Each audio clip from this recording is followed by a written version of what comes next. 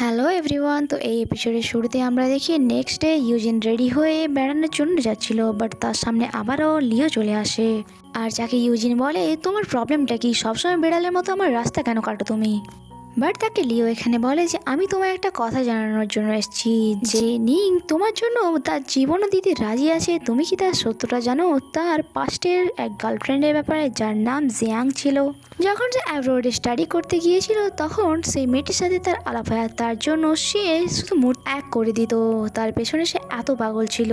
আর সে যদি তোমায় এতই ভালোবাসে, তাহলে জিয়াং নামের ওই মেয়েটির কথা আজ পর্যন্ত তোমার সামনে কেন বলেনি সে? তুমি ভাবছো নিং তোমাকে সত্যি অনেক বেশি ভালোবাসে, বাট একদমই না। সে শুধুমাত্র তার পাস্টের ওই গার্লফ্রেন্ডকে ভোলানোর জন্য তোমাকে ইউজ করছে।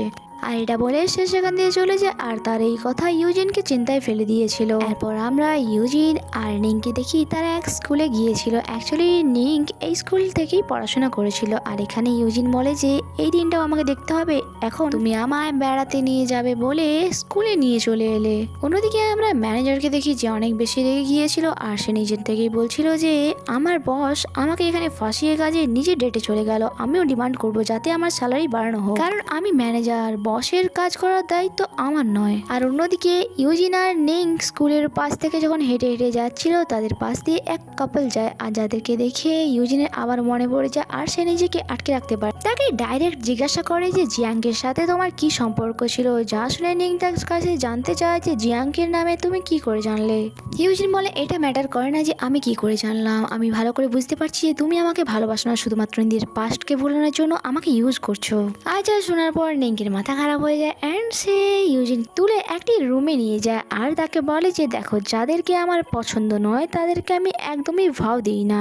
আর এখানে ইউজিন তাকে জিজ্ঞাসা করে তার মানে তুমি আমাকে লাইক করো, রাইট? নিং বলে ইয়াস, আমি তো তোমাকে এটা আগেও বলেছি, যখন থেকে তোমাকে আমি ফার্স্ট টাইম ওই হোটেলে দেখেছি তখন থেকেই আমি তোমাকে লাইক করি। অ্যান্ড এতক্ষণে নিংয়ের কাছে একটি ইমার্জেন্সি কল চলে আসে। আর সে ইউজিনকে এটা বলে সেখান দিয়ে চলে যেতে থাকে যে আমাকে কোনো ইমার্জেন্সির কারণে এখনই যেতে হচ্ছে, বাট আমি তোমাকে কথা দিচ্ছি আমি যে কাজটা অর্ধেক ছেড়ে যাচ্ছি সেটা এসে কমপ্লিট করবো। নেক্সট সিনে আমরা দেখি ইউজিন একটি হেয়ার গার্ডার নিয়ে বসেছিল নিংয়ের অপেক্ষায়। আর যখনই নিং সেখানে আসে, কোয়েশ্চেন করে এটা কার আর এখানে কি করে এলো। নিং তখনই তাকে একটি ফটো দেখায়। আর যেখানে আর এই ফটোতে ইউজিনের সাথে সাথে আরো একটি মেয়ে ছিল। আর সে এখানে জানতে পারে ওই মেয়েটি নিংয়ের সিস্টার ছিল।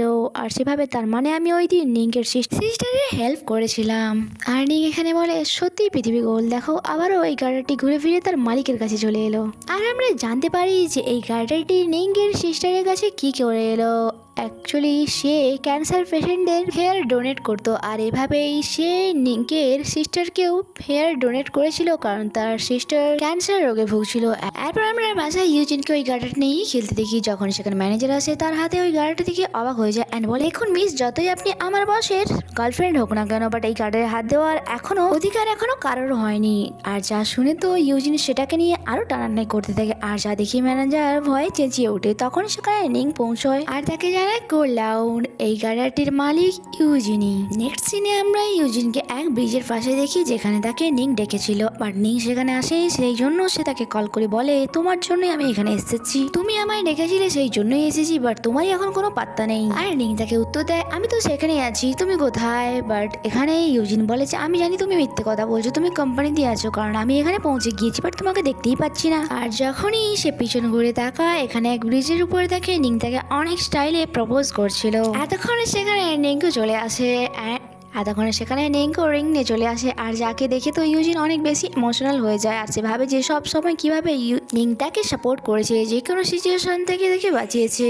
আর সেই জন্য এক লাইফ পার্টনার হিসেবে এর থেকে বেশি আর কি বাঁচাই। সেই জন্য নিং যখন তাকে প্রপোজ করে সে অ্যাকসেপ্ট করে নেয়। আর এতক্ষণে তার ভমিটিং স্টার্ট হয়ে যায়। আর যা দেখে নিং বলে তুমি প্রেগনেন্ট নয় তো?